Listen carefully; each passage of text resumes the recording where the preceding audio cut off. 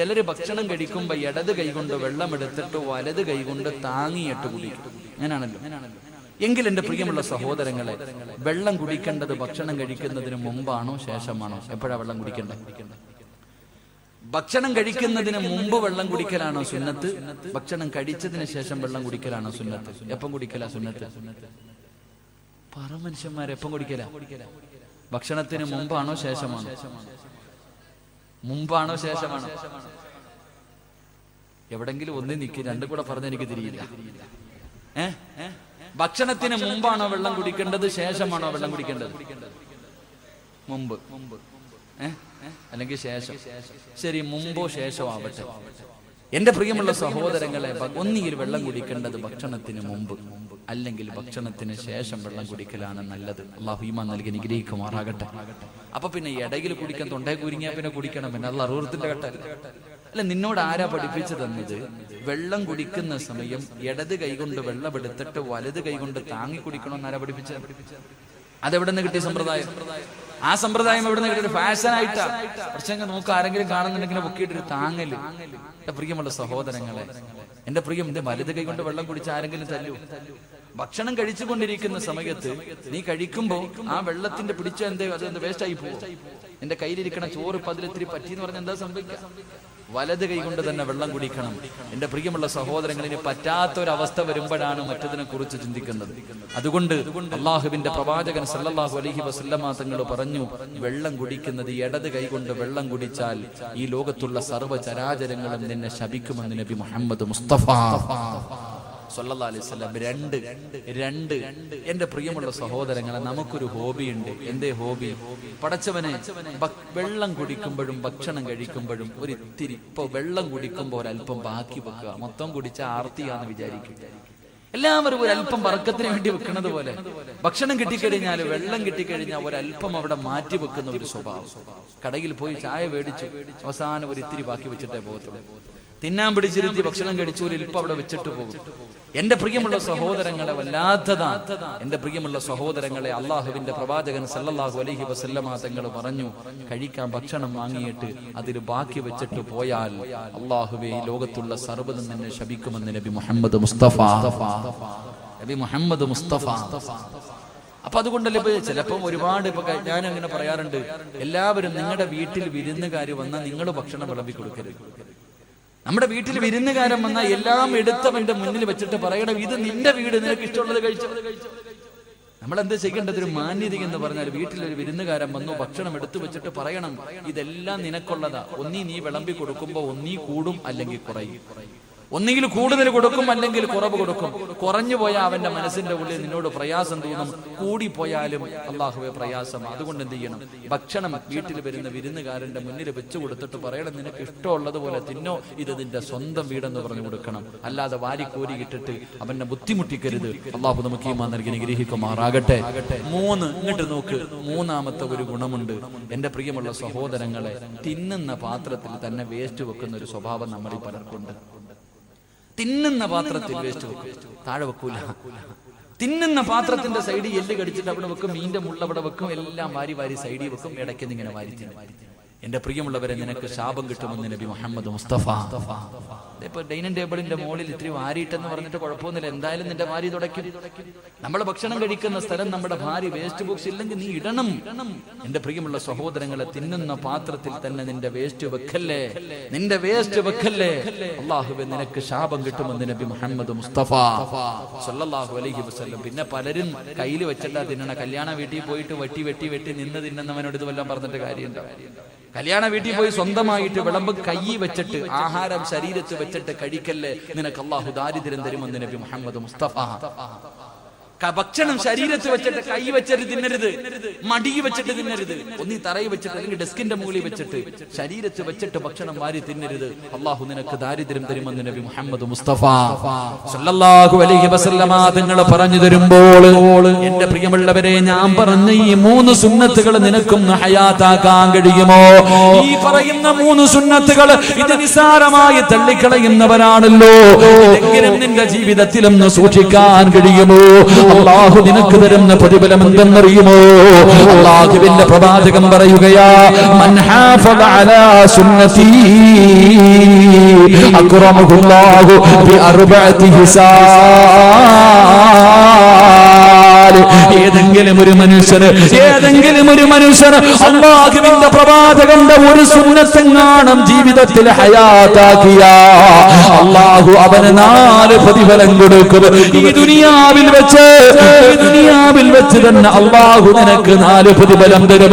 അല്ലാഹുവിന്റെ പ്രവാചകൻ പറയുകയാ, പ്രവാചകന്റെ ഒരു സുന്നത്തെങ്ങാനും ജീവിതത്തിൽ ഹയാത്താക്കിയ ഉസ്താദേ, ഞാൻ തലയിൽ തൊപ്പി ധരിക്കും ഉസ്താദ്, ഞാൻ താടി വളർത്തും ഉസ്താദ് എന്ന് പടച്ചവര്, സുന്നത്തായ രീതിയിൽ ഞാൻ മുടിവെട്ടും ഉസ്താദ് എന്ന് പറയാ കഴിയുമോ ചെറുപ്പക്കാരാ? എന്ന് തീരുമാനമെടുക്കാൻ കഴിയുമോ ചെറുപ്പക്കാരാ? അല്ലാഹുവിന്റെ പ്രവാചകൻ പറയുകയാ, നിനക്ക് ഈ ദുനിയാവിൽ വെച്ച് തന്നെ പ്രതിഫലം കിട്ടും. ഈ ദുനിയാവിൽ വെച്ച് 4 പ്രതിഫലം. ഒന്നാമത്തെ പ്രതിഫലം എന്തെന്നറിയുമോ? അൽ മഹബ്ബത്തു ഫീ ഖുലൂബിൽ ബററാ. പാതിരാത്രി ഒരുമിച്ച് കൂടി എന്റെ പ്രിയപ്പെട്ട യുവത്വത്തോട്, എന്റെ പ്രിയപ്പെട്ട മുസ്ലിമേ, മോനെ, സുന്നത്തായ രീതിയിൽ നിനക്കൊന്ന് മുടിവെട്ടാൻ പറ്റുമോ? ഒരേ ലെവലായിട്ട് നീ വെട്ടാതെ നടക്കണോ? ആണും പെണ്ണും കെട്ട രീതിയിൽ നടക്കല്ലേ ചെറുപ്പക്കാരാ. എടാ, ഒന്നിയിൽ ആണാകണം അല്ലെങ്കിൽ പെണ്ണാകണം. ഇത് രണ്ടുമല്ലാതെ 9 പോലെ ജീവിക്കല്ലേ ചെറുപ്പക്കാരാ. പടച്ചവനെ, ഇന്നത്തെ ചെറുപ്പക്കാരുടെ കോലം എങ്ങനെയാണ്? അവന്റെ ഉമ്മയെ പോലെ മുടി വളർത്തുന്നവർ, അവനല്ലാഹുവേ പടച്ചവര്, സർവ്വചരാചരങ്ങളും നിന്നെ ശപിക്കുമടാ. അല്ലാഹുവിന്റെ റസൂല് പറയുകയാ, ഏതെങ്കിലും ഒരു മനുഷ്യൻ അല്ലാഹുവിന്റെ പ്രവാചകന്റെ സുന്നത്ത് ജീവിതത്തിൽ ഹയാത്താക്കിയ അല്ലാഹു അവന് കൊടുക്കുന്ന പ്രതിഫലം എന്തെന്നറിയുമോ? അല്ലാഹു ഇഷ്ടപ്പെട്ടവരുണ്ടല്ലോ, അവരുടെ മനസ്സിന്റെ ഉള്ളിൽ നിനക്കൊരു സ്ഥാനമുണ്ടാകുമടോ. ചെറുപ്പക്കാരനെന്ന് പറഞ്ഞോ, പള്ളിയിലെ ഖതീബ് പറയും നല്ല ഒരു മനുഷ്യനാ. ഇവിടത്തെ ഹാജിയാക്കന്മാരോട്, ഇവിടത്തെ കാരണവന്മാരോട് അല്ലാഹുവേ ഒരു ചെറുപ്പക്കാരനെ കുറിച്ച് ചോദിച്ചാ അവര് പറയും അവനൊരു നല്ല ചെറുപ്പക്കാരനാ. അവനെ പ്രവാചകന്റെ സുന്നത്ത് ജീവിതത്തിൽ ഹയാത്താക്കിയ അല്ലാഹു തരുന്ന 1ാമത്തെ പ്രതിഫലം, അല്ലാഹു ഇഷ്ടപ്പെട്ടവരുടെ ഹൃദയത്തിൽ നിനക്കൊരു സ്ഥാനമുണ്ടാകും. പൊന്നുമോരെ, എല്ലാരും നിന്നെ ബഹുമാനിക്കുമടോ. പലരും പറയാറുണ്ട്, പ്രായമായിട്ടും ആരും എന്നെ ബഹുമാനിക്കുന്നില്ല. എങ്ങനെ ബഹുമാനിക്കാരോ? മോനെ, നിന്റെ ജീവിതം നന്നാകാത്തത് കൊണ്ടോ? അതുകൊണ്ട് അല്ലാഹുവിന്റെ പ്രവാചകൻ പറയുകയാണ്, ആരെങ്കിലും എന്റെ ഒരു സുന്നത്ത് തന്റെ ജീവിതത്തിൽ ഹയാത്താക്കിയ അല്ലാഹു അവന് കൊടുക്കുന്ന പ്രതിഫലം ഈ നാട്ടിലെ നല്ലവരുടെ മനസ്സിന്റെ ഉള്ളിൽ എന്നും അവൻ അല്ലാഹു ഒരു സ്ഥാനം കൊടുക്കുമെന്ന് നബി മുഹമ്മദ് മുസ്തഫ സല്ലല്ലാഹു അലൈഹി വസല്ലമ തങ്ങൾ പറയുകയാണ്. 2 അൽ ഹൈബത്തു ഫീ ഖുലൂബിൽ ഫജറാ. എന്റെ പ്രിയമുള്ളവരെ, പ്രവാചകന്റെ സുന്നത്ത് ജീവിതത്തിൽ ഹയാത്താക്കുന്ന ഒരു മനുഷ്യൻ അല്ലാഹു കൊടുക്കുന്ന 2ാമത്തെ പ്രതിഫലം എന്തെന്നറിയുവോ? ലോകത്ത് നീ ഒരുത്തനെയും ഭയക്കണ്ടോ. ഈ പ്രപഞ്ചത്തിൽ അല്ലാഹുവല്ലാതെ ഒരു മഖ്ലൂഖിനെയും നീ ഭയക്കണ്ട. മോനെ, നിന്നെ എല്ലാവർക്കും പേടിയാടാ. നിന്റെ ശത്രുവിന് അല്ലാഹു നിന്നെ കുറിച്ച് പേടി കൊടുക്കുമെന്ന് നബി മുഹമ്മദ് മുസ്തഫ സല്ലല്ലാഹു അലൈഹി വസല്ലം.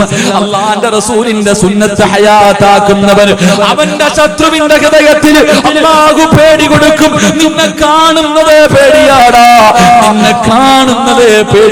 ചെറുപ്പക്കാരാ.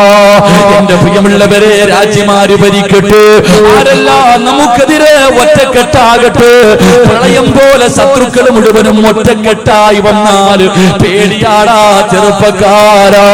താടി വളർത്തുന്നവനെ തീവ്രവാദി എന്ന് വിളിച്ചാൽ മനസ്സിന്റെ ഉള്ളിൽ തീവ്രവാദി എന്ന് വിളിക്കുമ്പോഴും അവന് പേടിയാവോരേ. അവന്റെ മുഖത്ത് നോക്കാനുള്ള ധൈര്യമില്ല ചെറുപ്പക്കാരാ.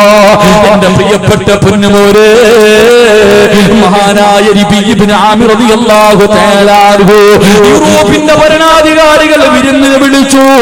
രാജകൊട്ടാരത്തിന്റെ മധ്യഭാഗത്ത് പോയിരിക്കുകയാ. പടച്ചവര് കാലം മാറുന്നതിനനുസരിച്ച് ഇസ്ലാം മാറൂല. ഇബ്നു ആമിർ എന്ന് പറയുന്ന ചുണക്കുട്ടിയുണ്ടല്ലോ, അല്ലാഹുവിന്റെ റസൂലിന്റെ സഹാബികളിൽപ്പെട്ട ചെറുപ്പക്കാരനാണ്. പടച്ചവനെ യൂറോപ്പിന്റെ ഭരണാധികാരി മുഴുവനും വിരുന്നിന് വിളിച്ചു. ചെന്ന് ഭക്ഷണം കഴിക്കാതിരുന്നു. എല്ലാ ഭരണാധികാരികളും ഭക്ഷണം കഴിക്കാതിരുന്നു. ഇബ്നു ആമിർ റളിയല്ലാഹു തആല ബിസ്മി പറഞ്ഞിട്ട് ഭക്ഷണം കഴിക്കുകയാ. രാജാവിന്റെ കൊട്ടാരത്തിന്റെ അകത്ത് നേതാക്കന്മാരുടെ നടുക്കിരിക്കുമ്പോ ഭക്ഷണം കഴിച്ചു കൊണ്ടിരിക്കുമ്പോ ഒരൽപ്പം ഭക്ഷണം താഴെ വീഴുകയാണ്. ഒരൽപ്പം ഭക്ഷണം താഴെ വീഴുകയാ. ഇബ്നു ആമിർ റളിയല്ലാഹു തആല താഴെ വീണ ഭക്ഷണം ഇടത് കൈകൊണ്ട് വാരിയെടുത്തിട്ട് തന്റെ പാത്രത്തിനകത്തിട്ടിട്ട് പിന്നെയും ഇങ്ങനെ വാരി കഴിക്കുന്നത് കണ്ടപ്പോ നേതാക്കന്മാര് മുഴുവനും അറപ്പോടെ നോക്കുകയാണ്. എല്ലാവരും വെറുപ്പോടെ നോക്കുകയോ. ആ സമയത്ത് ആ രാജകൊട്ടാരത്തിന്റെ രാജാവുണ്ടല്ലോ, അവിടെന്ന് ചോദിച്ചു, ആമിറേ,